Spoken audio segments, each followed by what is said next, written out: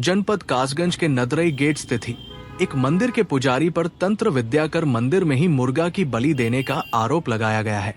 राकेश गुप्ता, जिनका कार्यालय मंदिर के पास ही है, साथ ही पूरी मंदिर कमेटी का कहना है कि पुजारी की गतिविधियां सही नहीं है। पुजारी रात के 12 बजे मंदिर में पूरी तरह नग्न अवस्था में होकर तंत्र विद्याओं को अंजाम देता है तथा भक्तों को बरगलाकर उनसे ठगी भी करता है। पूरे मामले को लेकर तांत्रिक को अब मंदिर से हटाए जाने की बात कही गई है। मंदिर के तांत्रिक को 1 महीने का समय दिया गया है।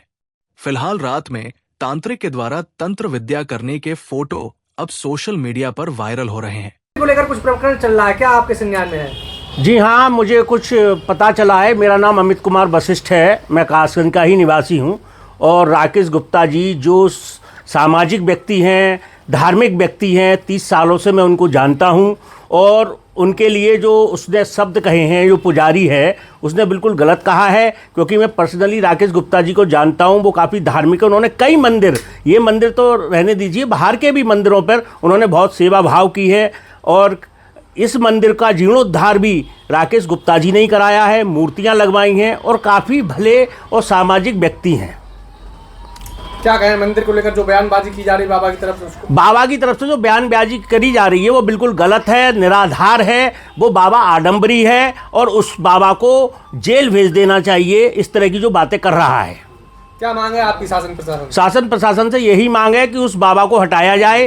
वो तांत्रिक आडंबर करता है। और राकेश गुप्ता काफ़ी सामाजिक और धार्मिक प्रवृत्ति के व्यक्ति हैं और प्रतिष्ठित व्यक्ति हैं।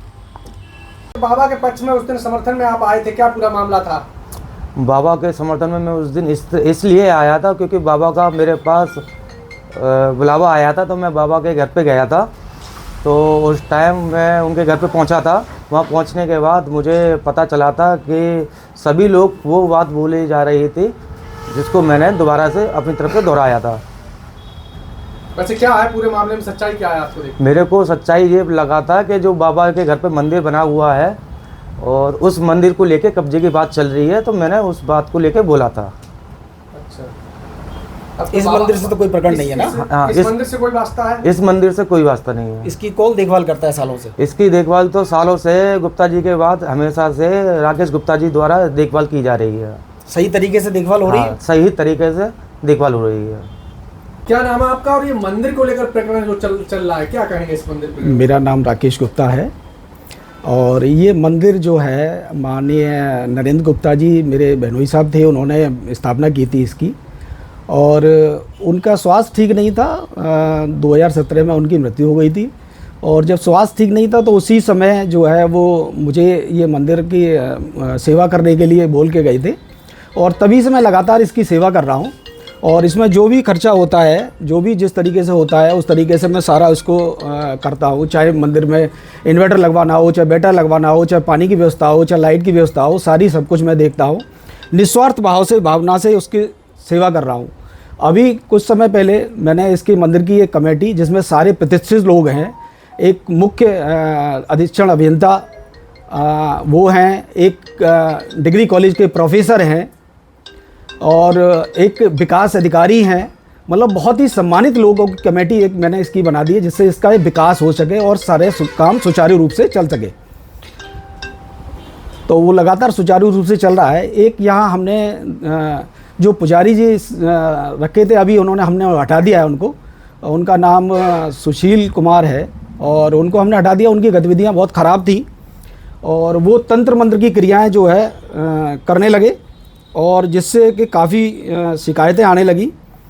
और शिकायतें इतनी भयंकर थी उनकी कि वो जो है तंत्र क्रियाएं जो है, आप ये देख सकते हैं किस तरीके से ये जो है वो तंत्र क्रिया कर रहे हैं। उनके फ़ोटोग्राफ हैं, वहाँ सरकारी कैमरा भी लगा हुआ है, उन सारी के हमारे पास एविडेंस है, सारी गवाही है। और इसी के चलते हमने उनको अभी हटा दिया था कमेटी ने और सारे लोगों ने। आप सब लोग देख सकते हैं इसको, उनके ये सारे प्रूफ हैं। और यही पंडित जी एक तंत्र क्रिया के लिए अपना एक यूट्यूब चैनल चलाते हैं, वो भी मैं उनकी डिटेल आपको दूंगा। और ये रात को 12 बजे 11:30 बजे एक मंदिर खोल के तंत्र क्रियाएँ करना, महिलाओं को बरगलाना, महिलाओं के नंबर मांगना, अलग अलग बातें करना, इस तरीके की क्रियाकलाप जब हमारे सामने आए तो मंदिर कमेटी की हमने मीटिंग बुलाई और उस मीटिंग में हम इनको पूरी तरीके से सेवा मुक्त कर दिया। बताया जा रहा है बाबा ने आरोप लगाया 3,60,000 रुपए उनका इस मंदिर में लगा। 1 रुपया भी नहीं लगाया उनको। वो जब आए थे तो खाने तक के मोहताज थे। माननीय MLC हमारे महोदय रजनीकांत बाबू जी, उनके साले साहब हैं निखिल माहेश्वरी जी और बब्बू जी, हमारे परम आदरणीय हैं। उन्होंने उनके कहने पर इनको रखा गया था। उनने कहा था कि ये थोड़े परेशान हैं, आप इनको सेवा में रख लीजिए। तो उनके कहने से हमने माननीय MLC साहब के साले साहब के कहने से इनको रखा और ये तब से कर रहे थे। लेकिन इनकी गतिविधियां इतनी ख़राब हैं, लगातार सूचना मिल रही, मंदिर के बराबर में बलि देना और महिलाओं को प्रेरित करना के नर बलि तक के लिए हमने सुनने में आया कि ये प्रेरित कर रहे हैं लोगों को। इस वजह से सब संज्ञान लेके हमने इसको जो है, इसकी दुष्टता को देखते हुए इनको जो है हमने हटाया इनको। लेकिन उसके बाद इसने ये देख लिया कि हम इसको हटा रहे हैं, इसलिए ये सारा प्रपंच रचा है। अच्छा, मंदिर ये क्या मांग है आपकी, क्या कार्रवाई वगैरह चाहते हैं? कार्रवाई के लिए हमने लिखित में सूचनाएं दी हैं सारे प्रशासन को और आगे भी कार्रवाई के लिए देंगे।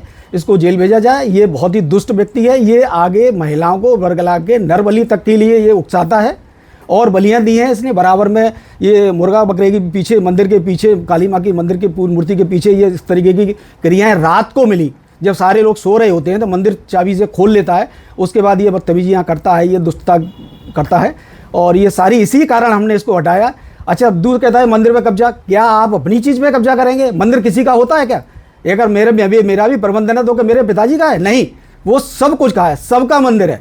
और फिर मंदिर तो वो सार्वजनिक जगह पर बना हुआ है, किसी कोई कब्जा का कारण ही नहीं हो सकता। कारण क्या हो सकता है? कौन करेगा कारण उस पर? अरे उसके लिए हम बैठे हुए हैं, कमेटी बनाई है, तो कारण ऐसा कब्जे का तो कोई प्रश्न ही नहीं होता। और माननीय योगी जी, हमारे सूबे के सरकार जो चला रहे हैं, माननीय योगी आदित्यनाथ जी बैठे हुए हैं, उनका डर खौफ किसी को नहीं है क्या? कोई कब्जा कर लेगा क्या?